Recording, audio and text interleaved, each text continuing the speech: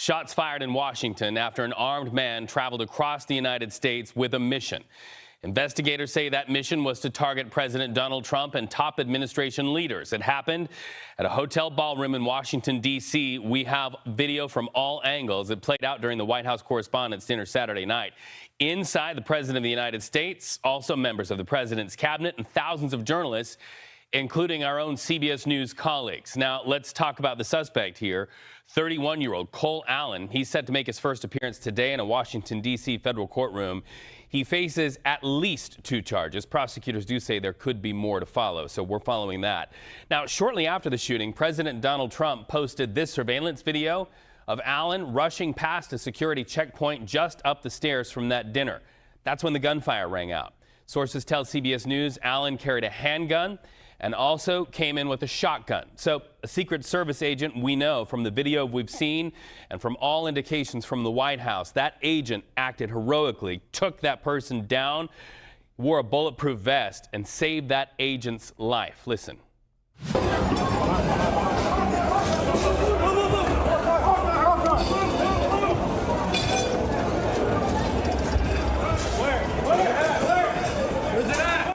So that's the president rushed out. You can see our own Weijia Jiang also behind inside the ballroom. Agents also spotted on camera grabbing Vice President J.D. Vance from his chair, pushed President Trump to the floor before escorting the president and first lady out of that room. Other cabinet members and top lawmakers followed as journalists ducked under tables for cover and then went to work during their job, informing the public. Hours later, President Donald Trump sat down with CBS News' Norah O'Donnell on 60 Minutes. Mr. President, do you know if you were the target of the gunman? I don't know. It sounded to me, I read a manifesto.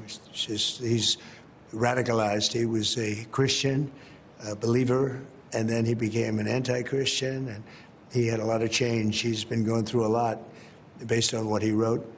His brother complained about him and I think reported him to the police, and his sister likewise complained about him. His family was very concerned. He was probably a pretty sick guy. How worried were you that there were going to be injuries? I wasn't worried. I understand life. We live in a crazy world. CBS News senior White House correspondent Weijia Jiang seen here before being rushed out. She was also there. In fact, she was right next to the President of the United States at that White House Correspondents Dinner. She's the president of the Correspondents Association, and you can see very closely in proximity to the President of the United States in those moments. Jiang spoke on Face the Nation about making sense of what happened. I think we're all processing it. I have covered countless shootings and murders and terrible things in my career.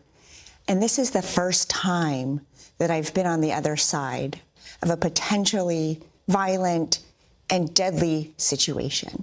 And no amount of reporting can prepare you for that. Also in that room, our own CBS News chief White House correspondent Nancy Cordes. Nancy, I saw the social media video, quickly saw that you, one of our treasured colleagues, also among what could have been even a worse situation. I'm curious about what you saw and heard and how what you saw and heard really informs maybe what the public needs to know next in our coverage. Sure. Thanks so much for having me, Reed. I mean, the first thing I'll say is that because I was seated close to the front of the ballroom, I did not hear the gunfire. I did not smell the gunpowder as some of my colleagues who were seated closer to the doors did. And so my first inkling that something was wrong was when I saw men in dark suits running down the center aisle of this ballroom. And initially, because there were plates clanking and it looked like maybe they were running into a couple of waiters in the middle of the aisle, I thought perhaps there just had been some mishap with the dinner service because we were just on the salad course. But then as more and more agents started racing into the room, yelling at everyone to get down, it was obvious that something had gone wrong. I was under my table with 7 other people, including one of the president's longest serving aides, Dan Scavino, and his wife. And we were all crouched underneath there for several minutes. We didn't know what was going on. At some point, Scavino's security detail whisked him away, and you saw that play out throughout the ballroom with a lot of the cabinet officials and other top White House officials who have security details. And I think, The question going forward, as you asked, has to do with security. This is an event that has gone on without incident for decades in this location.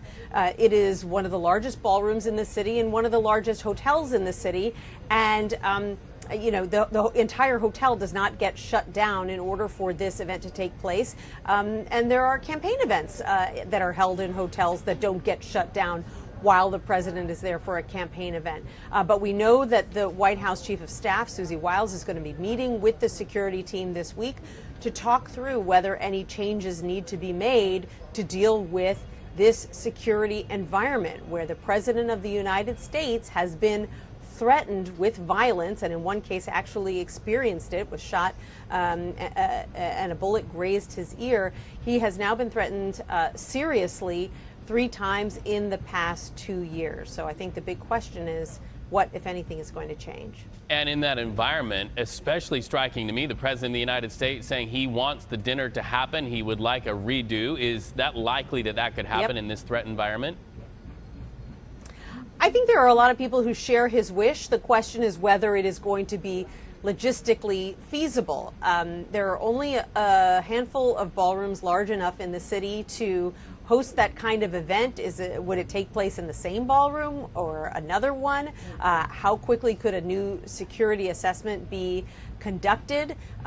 Who's going to pay for the new event? There are all kinds of questions like that still have to be answered by primarily by Wei Zhejiang and the White House Correspondents Association, but they're still regrouping today, and dealing with some of the fallout from what happened over the weekend, and then eventually they'll turn their attention to the plan ahead. But Reed, I sat next to Ouija for months watching her plan this dinner. It takes about 8 months in order to get all the details ironed out. So it would certainly be a heavy lift to try to plan another one of these within the next 30 days. For sure. Nancy, we're glad you're okay. We salute and see and acknowledge all of our CBS personnel who not only helped each other ducking for cover, but then went to work to inform the public. That's the power of journalism, even if it is under a ballroom table. Thank you so much. Now let's go live to Anna Schecter, senior coordinating producer for the CBS News Crime and Public Safety Unit. Thank you for joining us, Anna. So what do we know about the suspect? He's facing some charges today, that first court appearance, but we're trying to get into the mind of this person who would travel across the country and be involved in something like this. Well, in a sense, Reed, we were able to get into his mind because our own Jennifer Jacobs obtained the email that he sent to family just before this attempted attack on the White House Correspondents' Dinner, on the administration officials who were there. So we reviewed that email yesterday. He very methodically goes through, apologizes to his family and colleagues and students. Remember, he is a highly educated person. He has a master's degree in computer science from a California state university, and he did his undergrad at Caltech. That university at that time let in about 10 or 11% of applicants. So this is a highly intelligent person who did have a job as a tutor, but likely wasn't making a ton of money. That might have fed into his grievances. Investigators are looking into that. But he also laid out potential objections to the attack and rebuttals. So he had in his own mind completely justified this act of violence in a way that, what first came to my mind was Luigi Mangione, given the writings that I reviewed from his notebook in which he built this case in his head for why violence was justified.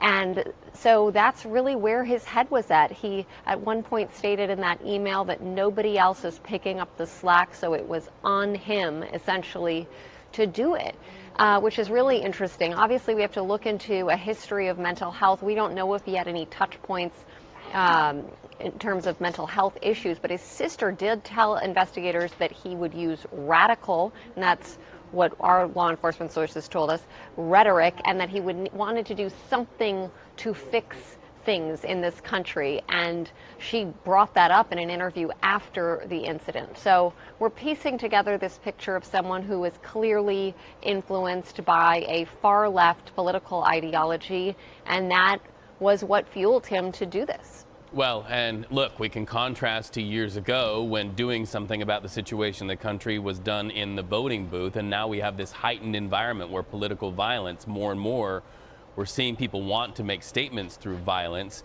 It's also fascinating as we look through his writings to look at not only his planning, but also it's like he's reporting in real time his experience. For instance, he wrote to his family an email that said there was, quote, no damn security at the hotel. That's not only planning, but it's also reporting in real time. What are we learning from the lapses there at the hotel? That's right. I'm so glad you brought that up. It was almost like at the end of the email, he couldn't help himself. He wrote, P.S. There's no security. He was almost gobsmacked at how he was able to just check into this hotel. Now, he timed that email to go right before he took those 10 flights of steps down. So he was able to check into the hotel with a shotgun, with a handgun, semi-automatic, with knives on his person. He was able to send that communication without it alerting police immediately.